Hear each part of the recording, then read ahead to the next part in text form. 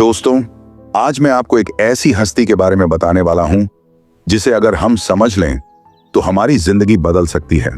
एक ऐसी शख्सियत जिसके एक मुस्कुराने से घर जन्नत बन जाता है। एक ऐसी हस्ती जिसकी दुआएं आसमान का रुख मोड़ देती हैं और जिसकी आह इंसान की पूरी जिंदगी तबाह कर सकती है। हाँ, वो है माँ। आज हम समझेंगे कि माँ क्या चीज है और इस्लाम में माँ के कदमों के नीचे जन्नत क्यों रखी गई है। ये सिर्फ कहानी नहीं, एक आईना है जिसमें हर इंसान को अपनी हकीकत दिखेगी। एक बार सोचना, जब तुम पैदा नहीं हुए थे, तुम्हारा वजूद भी नहीं था, तुम्हारी कोई पहचान नहीं थी, लेकिन तुम्हारी माँ तुम्हें अपने अंदर लेकर घूम रही थी। 9 महीनों तक दिन रात सहती रही।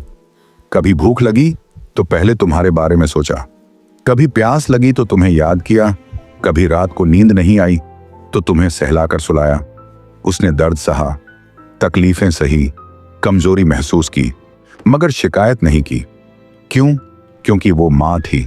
इसलिए अल्लाह ने कहा, इंसान को मैंने वसीयत की कि वो माँ बाप के साथ अच्छा व्यवहार करे। उसकी माँ ने तकलीफ पर तकलीफ उठाकर उसे जना।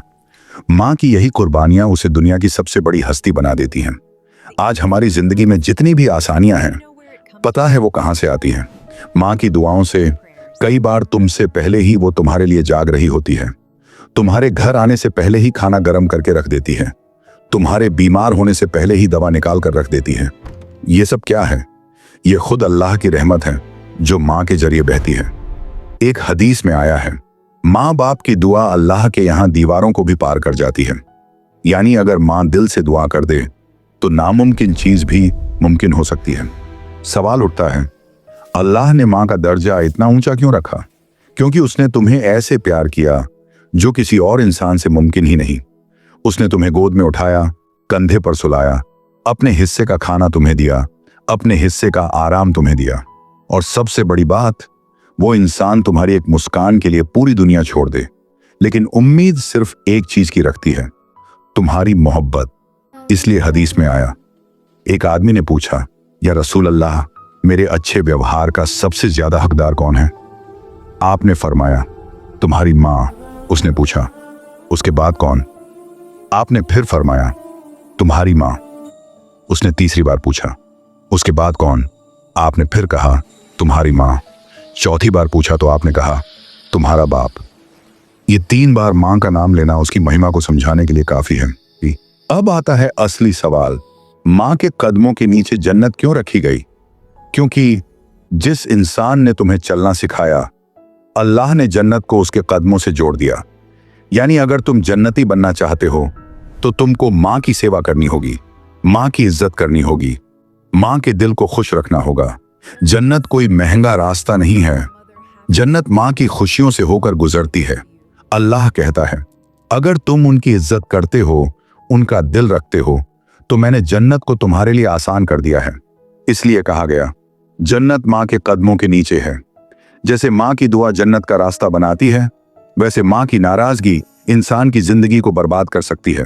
कहावत है, माँ दुखी हो जाए तो किस्मत भी दुखी हो जाती है।